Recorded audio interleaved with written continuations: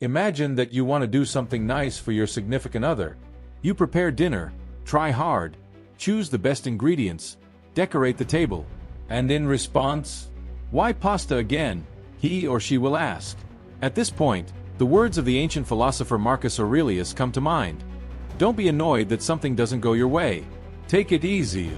Easy to say. But what about when these little things accumulate and you can no longer remain calm, like an ancient Stoic?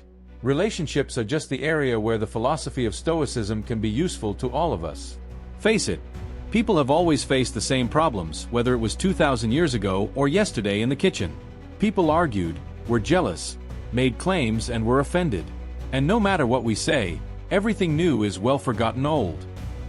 Today, we discuss why he doesn't put dishes in the dishwasher, and Seneca once thought about how not to be a slave to his emotions. The questions are essentially the same.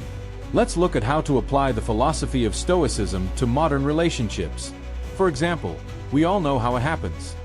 You try to please your partner, do everything for their comfort, and suddenly notice that your own happiness takes a back seat. It is as if you are rebuilding your house to suit other people's tastes, forgetting about your own desires. The Stoics said it was a road to nowhere. As Epictetus said, your life is your responsibility, don't put it in someone else's hand. And here we're talking not only about life in general, but also about your happiness in relationships. Let's say you like to draw, but your significant other thinks it's a waste of time. What are you doing? You put your brushes and paints in the back drawer, thinking that this is not so important. As a result, you sacrifice your joy for the sake of an imaginary peace in the relationship. But you know what? So you can lose yourself. Marcus Aurelius didn't say that for nothing. Real satisfaction comes from within, not from other people's ratings. The same can be said about relationships. If you constantly please your partner, forgetting about yourself, then where is the joy? And that doesn't mean we don't have to consider each other's needs. But it is important not to drown in other people's desires, as if you are a satellite that forever revolves around its own planet. The relationship should be balanced. A little for him or her, a little for yourself. Don't forget, remember that you can't control other people's emotions, but you can control your own reactions, Seneca said. Now let's add some humor. Imagine a typical situation. You are in a coffee shop, your partner is 20 minutes late. This is the third time you check your phone, and the waiter looks at you suspiciously, thinking that you are waiting for someone from Tinder. Why is he always late? You ask indignantly. But instead of being angry, let's remember the words of Epictetus. When something undesirable happens, say to yourself, this is unavoidable. It's all about how I react to it. Your partner may have been caught in traffic instead of drinking cocktails with friends. It is important to accept the imperfections of others. As Marcus Aurelius advised, love people as they are. This also includes everyday habits. Scattered socks, forgotten dishes, eternal lateness. After all, no one is perfect, and instead of making a big fight out of it, you can just laugh about it. After all, if we were filming for a show on Netflix, such small moments would become funny episodes, and not a tragedy. And another important lesson from the philosophy of Stoicism that applies to our modern relationships. Don't let arguments ruin your day. Imagine that an argument is like rain. When it starts, you can either get wet or open your umbrella and walk on. Anger is exactly the same thing.